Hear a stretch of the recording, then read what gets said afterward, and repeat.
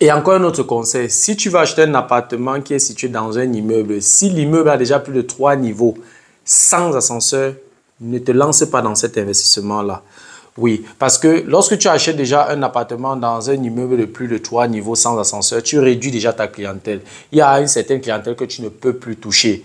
Ça veut dire que tu n'auras besoin que des jeunes, des étudiants, des jeunes travailleurs. Parce que quelqu'un qui a déjà plus de 50 ans ne peut pas aller louer dans un appartement qui est au 4e niveau sans ascenseur. C'est extrêmement difficile. Donc, tu réduis déjà ta clientèle. Donc, sauf si tu as identifié une zone où c'est une zone vraiment d'étudiants, où l'université est à côté, l'école technique est à côté, oui, tu peux te lancer, sachant que tu achètes cet appartement-là pour les étudiants. Même si c'est au 5e niveau sans ascenseur, il n'y a pas de souci. C'est pour ça que tu dois analyser la zone, tu dois étudier la zone dans laquelle tu veux investir. C'est très important. Mais si c'est dans une zone classique, dans un quartier normal où n'importe qui peut louer, ne prends pas un appartement dans un immeuble de plus de 3 niveaux sans ascenseur. C'est très important. Je parle par expérience.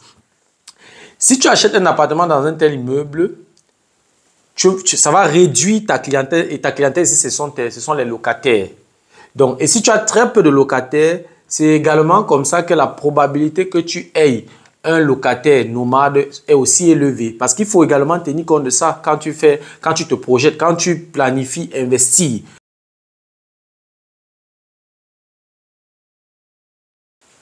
Salut à toi et merci encore une fois de plus d'avoir cliqué sur ma vidéo. Si c'est ta première fois de passer par ici, je m'appelle Fabrice Zopop, je suis ingénieur en génie mécanique et en même temps investisseur immobilier depuis plusieurs années déjà.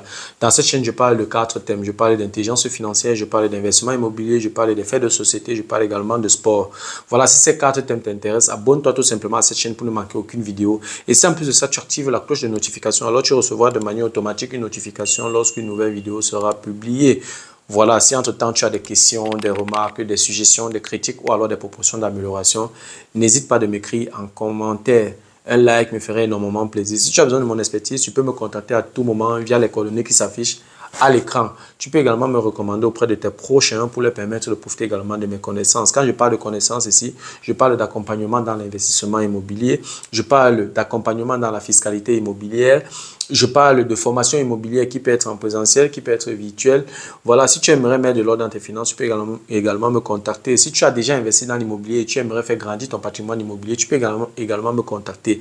Voilà, si tu as des proches qui aimeraient investir dans l'immobilier en Allemagne, qui vivent en Allemagne ou pas, tu peux également me mettre en contact avec eux. Voilà, dans la vidéo d'aujourd'hui, je vais parler d'investissement immobilier. Je vais parler notamment des endroits ou alors des villes où tu devrais investir.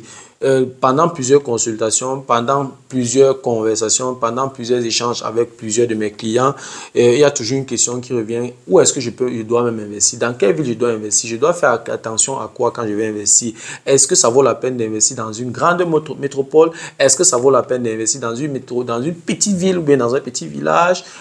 Quels sont les critères? Est-ce que je dois plutôt regarder une ville où il y a au moins une université? Autant d'éléments. Donc, j'aimerais voilà, aborder cette thématique dans la vidéo d'aujourd'hui. Donc, nous allons parler voilà, de l'endroit où tu devrais investir si tu veux te lancer dans l'immobilier. Si tu veux en savoir plus, reste scotché la suite juste après le générique.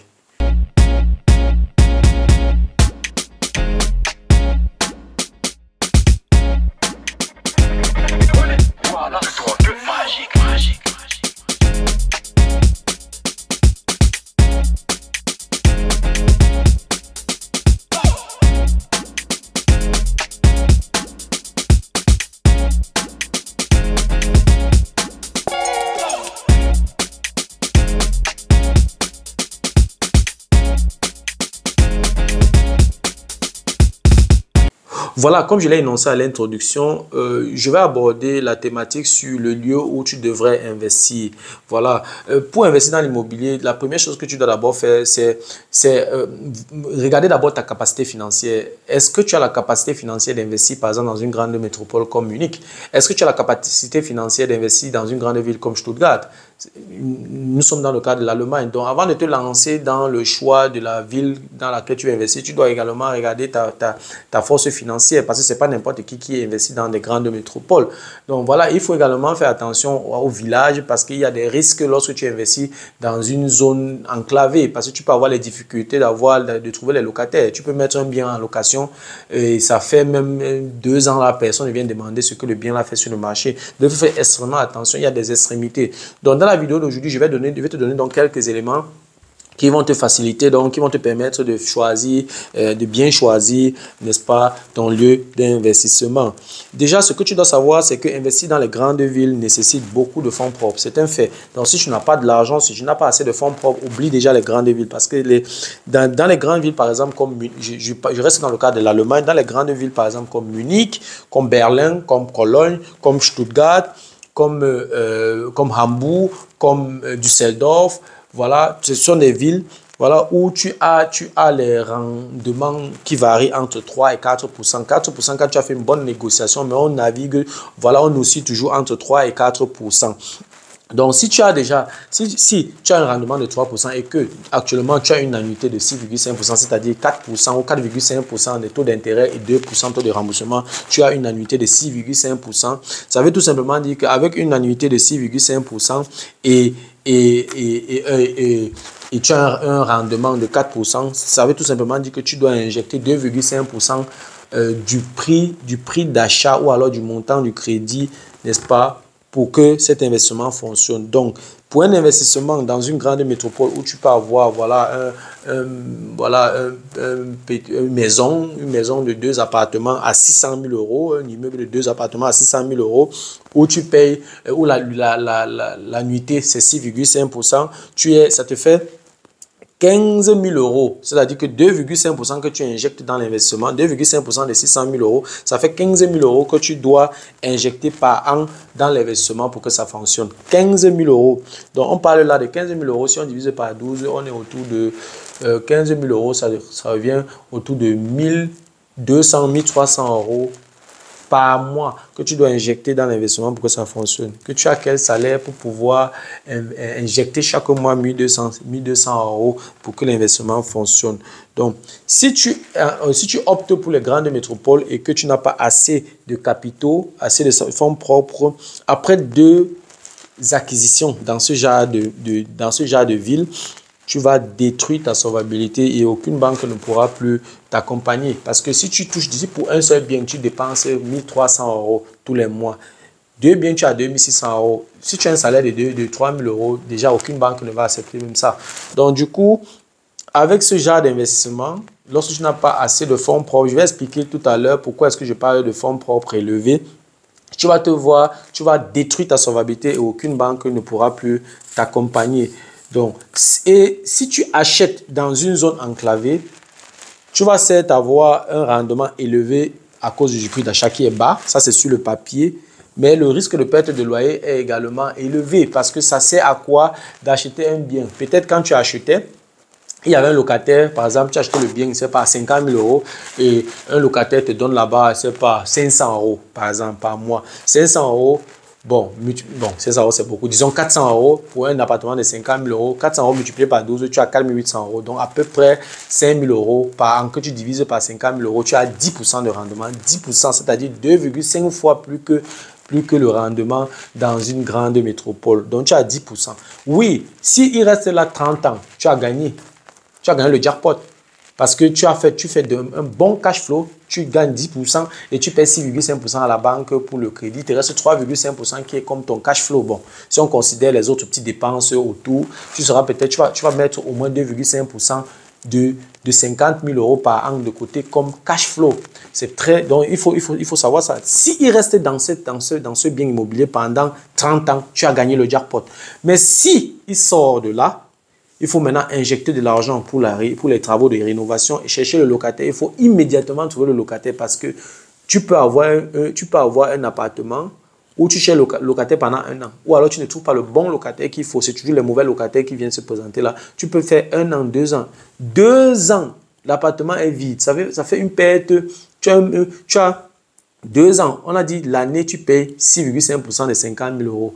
6,5% de 50 000 euros, tu es autour de 50 000 euros, tu es autour de 6,5% de 100 000 euros. On est à 6 500 euros.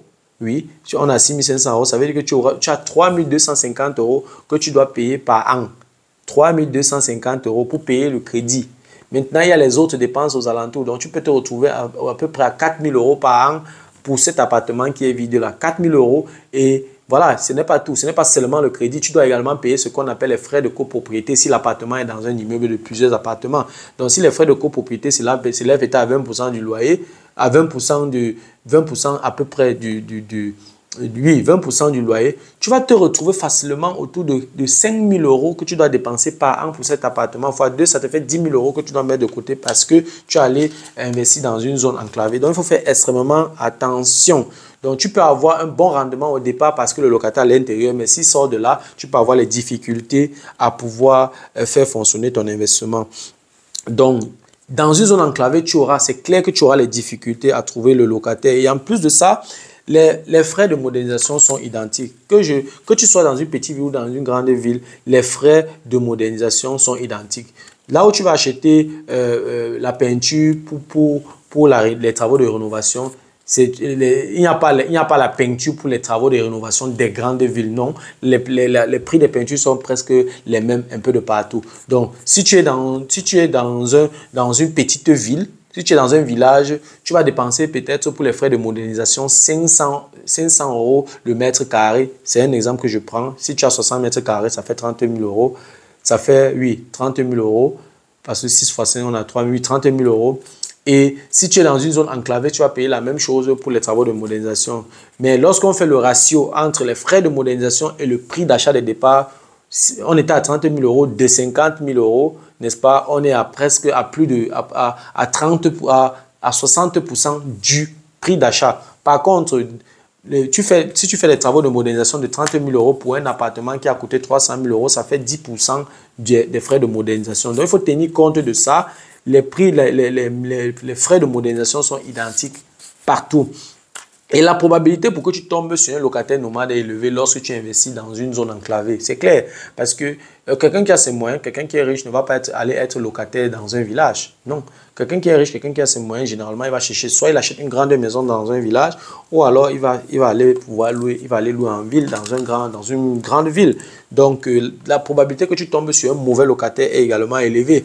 Donc, tu dois bien analyser. Le conseil que je vais te donner, c'est que tu dois bien analyser la situation géographique de là où le bien se situe. Tu dois bien examiner, bien étudier où tu veux investir. Tu regardes tous les aspects. Tu regardes, est-ce que j'ai au moins 30 000 habitants? Est-ce que j'ai aux alentours une université ou bien une école technique? Qu'est-ce que j'ai là comme infrastructure? Est-ce que j'ai les facilitations pour arriver par exemple à la gare? Quels sont les atouts de la zone? Tu étudies tout ça. Est-ce que ce n'est pas un quartier chaud? Est-ce que ce n'est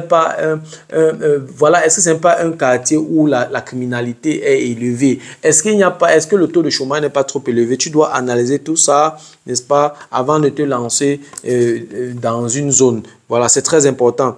Ce que je vais te conseiller, pour moi, c'est le conseil que je te donne pour quelqu'un qui vient de commencer, évite les zones enclavées pour un début. Peut-être après, quand tu t'y connais déjà, tu as la maîtrise, tu maîtrises il y a le marché, tu peux maintenant voir si tu peux investir dans les zones enclavées en fonction de la stratégie que tu vas mettre sur pied. Très important, les zones enclavées attirent les locataires nomades, c'est-à-dire les locataires qui dérangent, qui ne veulent pas payer le loyer. Les zones enclavées, généralement, tu as tellement de difficultés pour trouver le locataire. Voilà. Et le deuxième conseil que je peux te donner, n'achète pas plusieurs biens dans une grande métropole. Non, ne mets pas plusieurs biens d'une grande métropole dans ton portefeuille. Ça va plomber ton investissement parce que si tu as trop de biens que tu as achetés dans des grandes métropoles, les mensualités sont trop élevées. Il suffit seulement qu'un locataire manque un mois pour que tu tombes en faillite. C'est très important. Oui, même on va me dire qu'à Munich, c'est impossible d'avoir une maison qui reste en location. Qui reste sans locataire pendant un mois. Attention, il peut arriver qu'un locataire sort et qu'il y a des travaux de rénovation à faire à l'instant T. Quelque chose est cassé peut-être ou alors la douche n'est plus en état et tout. Alors, tu vas faire peut-être un mois, 2 mois pour rénover. Et pour rénover, c'est vide, tu ne reçois rien. Imaginons donc que si tu as les 6,5% fois 600 000 euros là, 6,5% fois 600 000 euros là, on est à combien? Tu as presque, oui, on a calculé tout à l'heure, oui, 6,5% de 100 000 euros, on a 6 500 euros. Multiplié par 6, ça fait 36 000, on a 39 000 euros par an. Quand tu divises ça par 12, tu es à peu près à 3 000, par 12, tu as 3 500 euros par mois. Par mois pour ces deux appartements-là dans une grande métropole. Donc, ça veut dire que s'il n'y a pas de locataire, tu es dans des sérieux problèmes.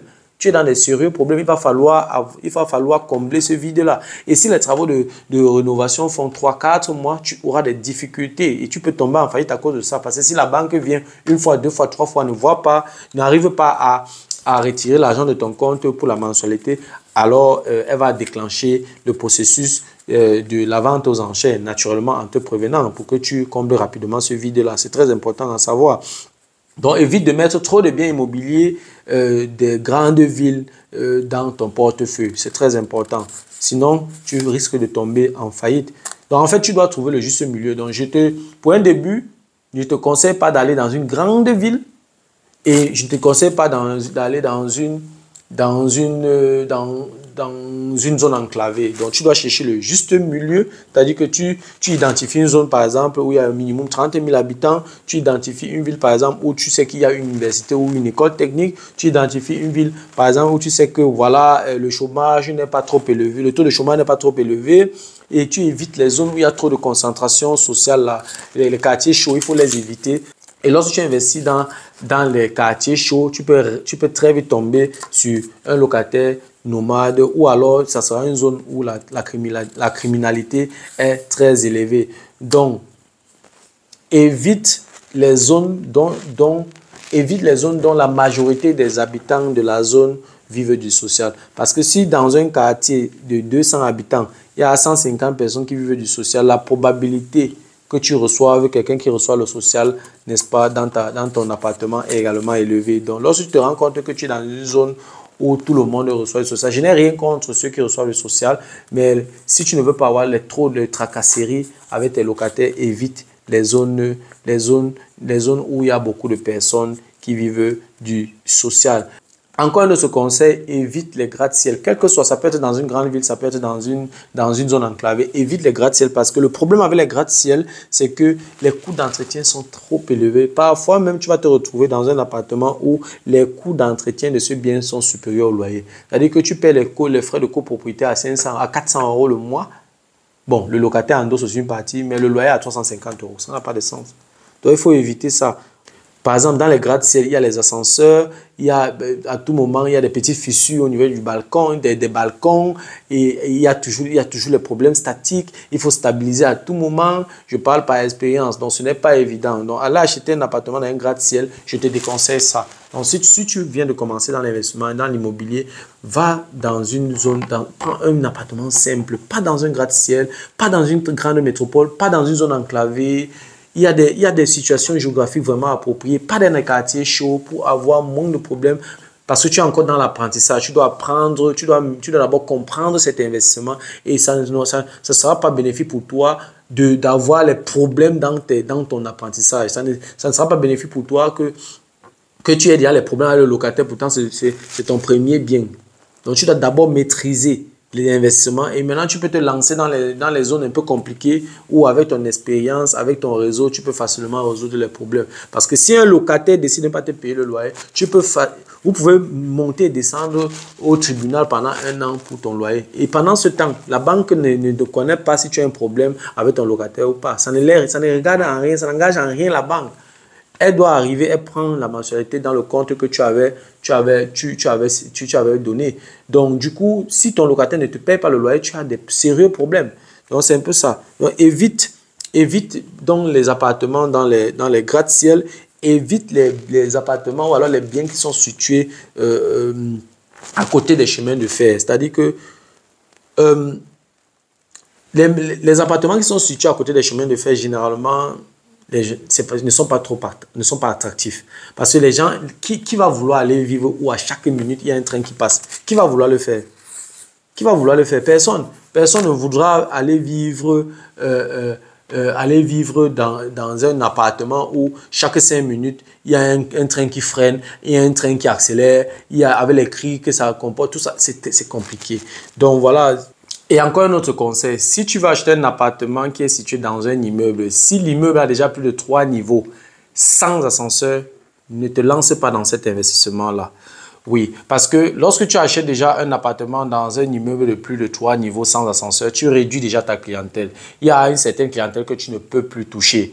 Ça veut dire que tu n'auras besoin que des jeunes, des étudiants, des jeunes travailleurs. Parce que quelqu'un qui a déjà plus de 50 ans ne peut pas aller louer dans un appartement qui est au 4e niveau sans ascenseur. C'est extrêmement difficile. Donc, tu réduis déjà ta clientèle. Donc, sauf si tu as identifié une zone où c'est une zone vraiment d'étudiants, où l'université est à côté, l'école technique est à côté, oui, tu peux te lancer, sachant que tu achètes cet appartement-là pour les étudiants. Même si c'est au 5e niveau sans ascenseur, il n'y a pas de souci. C'est pour ça que tu dois analyser la zone, tu dois étudier la zone dans laquelle tu veux investir. C'est très important. Mais si c'est dans une zone classique, dans un quartier normal où n'importe qui peut louer, ne prends pas un appartement dans un immeuble de plus de 3 niveaux sans ascenseur. C'est très important. Je parle par expérience. Si tu achètes un appartement dans un tel immeuble, ça va réduire ta clientèle. Et ta clientèle ici, ce sont les locataires. Donc, et si tu as très peu de locataires, c'est également comme ça que la probabilité que tu aies un locataire nomade est aussi élevé. Parce qu'il faut également tenir compte de ça quand tu te projettes, quand tu planifies investir. Dans l'étude de la zone, dans l'analyse de la zone, il faut regarder l'immeuble à combien de niveaux. Ton appartement que tu vas acheter est à quel niveau. Tu dois regarder tout ça. Pour éviter donc les tracasseries de recherche de locataires, évite tout simplement les appartements qui sont situés à plus de 3 niveaux sans ascenseur. C'est aussi simple que ça. Une dame de 40 ans ne va pas se lever aller louer un appartement qui est situé au 4e niveau sans ascenseur. Ça n'a aucun sens. Donc, il faut regarder tous ces aspects-là. Donc, si quelqu'un te propose un appartement qui est situé au 4e niveau dans un immeuble sans ascenseur, alors ne te lance pas dans ça. Donc, si tu achètes ce genre d'appartement, tu auras les difficultés à trouver les locataires puisque tu n'achètes pas l'appartement pour manger, tu achètes les appartements pour mettre en location. Donc, évite tout simplement ce genre d'appartement. Donc, si tu achètes un appartement dans un tel immeuble, tu auras de sérieux problèmes, tu auras des difficultés à trouver le locataire. Donc, évite tout simplement. C'est pour ça que tu dois prendre beaucoup de temps pour analyser la situation géographique de l'appartement que tu veux acheter. Voilà, c'était tout pour la vidéo d'aujourd'hui. J'espère que tu as pu apprendre quelque chose. J'espère que la vidéo a été à la hauteur de tes attentes. Voilà, si la vidéo t'a plu, je te prie de la partager au maximum. Voilà, si en plus de ça, les contenus de cette chaîne t'intéressent, abonne-toi tout simplement à cette chaîne pour ne manquer aucune vidéo. Et si en plus de ça, tu actives la cloche de notification, alors tu recevras de manière automatique une notification lorsqu'une nouvelle vidéo sera publiée. Voilà, si entre-temps tu as des questions, des remarques, des suggestions, des critiques ou alors des propositions d'amélioration, n'hésite pas de m'écrire en commentaire. Un like me ferait énormément plaisir. Voilà, si tu as besoin de mon expertise, tu peux me contacter à tout moment via les coordonnées qui s'affichent à l'écran. Tu peux également me recommander auprès de tes proches pour les permettre de profiter également de mes connaissances. Merci encore pour ta disponibilité. Merci pour ton attention. C'était Fabrice de Imo Génie. On se dit donc au revoir et à la prochaine. Ciao.